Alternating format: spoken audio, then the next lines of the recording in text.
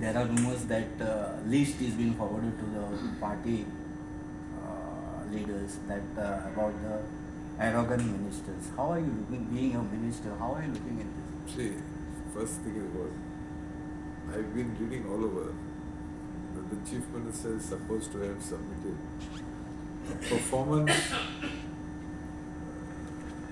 chart or a performance report on each minister.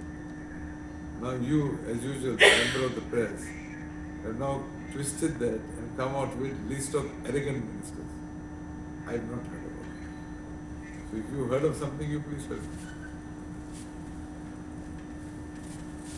I've heard that a list of performance list for report was given on each minister.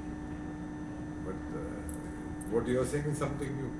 Now whether performance in English, performance and the word arrogance is the same meaning, I do not know.